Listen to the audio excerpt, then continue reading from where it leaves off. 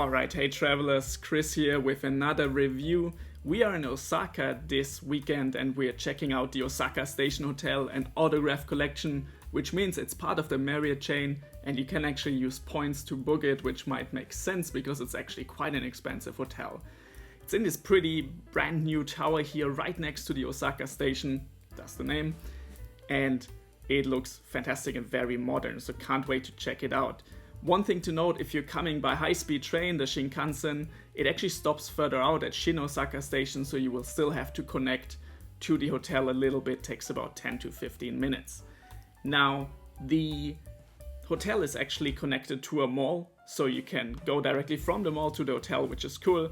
Looks very elegant, and I can't wait to show you how it looks on the inside, so let's check that one out. Immediately what you notice when you come in is just how gorgeous it looks with these brick pattern stones and the lighting, and I think they did a fantastic job. They tried to kind of bring this train station kind of theme back to life. One thing you immediately notice when you come in is within the lobby you have the aptly named water station, which is a seating area, but it also literally is a water station, which is, I think, always a cool idea because you can refill your water bottle when you get ready to get out and about. It is a bit tricky though to get it right, but nevertheless it's always cool to have that. I really appreciate that. Besides that, there's a gacha machine where you can get some little goodies that are hotel themed. Besides that, you also have a lobby lounge that was super popular while we were there for high tea, because you have these really stunning views over Osaka. If you want to do that, make sure to book it early so you get a window seat. That way you actually can enjoy the view, and that's kind of the main point here.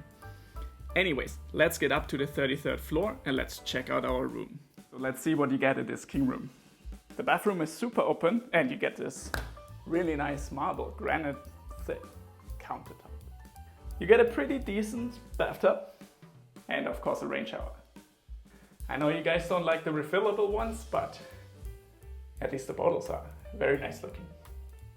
Japanese toilet, obviously. And you get the fluffiest slippers.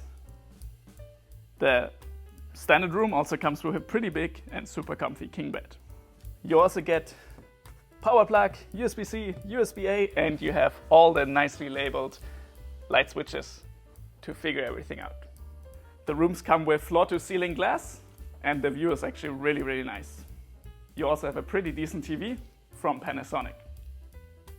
Nice. You also, of course, get coffee, so bit hidden, but you have your espresso capsules. The minibar is included into your hotel room price, and you get some sparkling water, beer, some orange juice or mandarin juice, and sake. The room also comes with these really nice gold accents and this super nice wall pattern. So behind this door, you have your wardrobe where you can store your stuff. And it also comes with some of the fluffiest bathrobes I've ever seen. You also get this chaise lounge to lounge around in.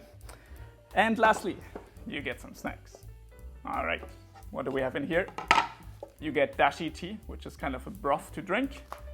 You get Japanese rice crackers, and you get some hard candy. Nice.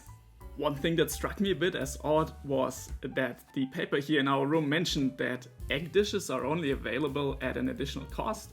Seemed quite strange. Anyway, we went down to the breakfast. It was a weekend and we got to pull a number.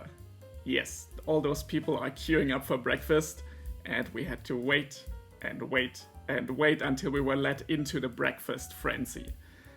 This is at the Moment Grill and Dining Restaurant, which is this stunning kind of train compartment-like, very long-stretched restaurant. And to be fair, once you're inside, you can see that it's a bit more moderate in terms of crowding.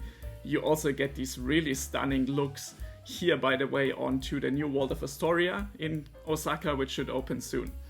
Anyways, the breakfast selection is a bit of a mix between Japanese and more Western or international cuisine. The pastries were phenomenal, I have to say, and overall the quality of these dishes were fantastic.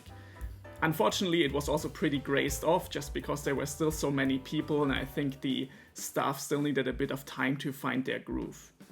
Outside of that, there is a Japanese restaurant, a teppanyaki restaurant called Misuki, which has eye-watering prices of around $300 to $400 per person.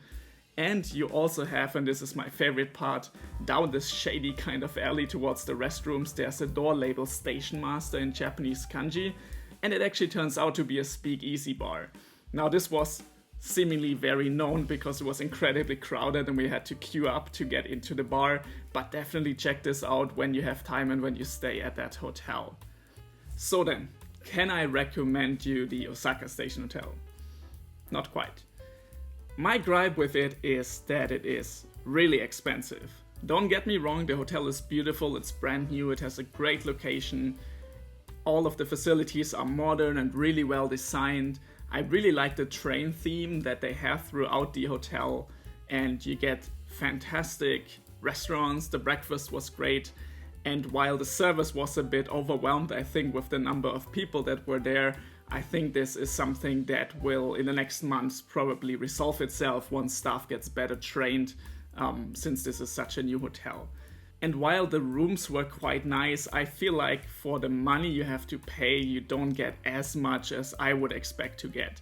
Now, for most of the time, we didn't see cash rates under $350 to $400.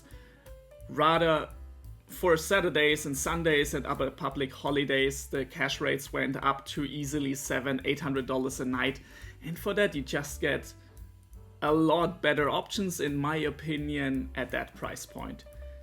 Anyway, check it out for yourself. Check the cash rates and also the point rates for your stay specifically there, and then see for yourself. And with that in mind, I'll see you in the next one. So, cheers.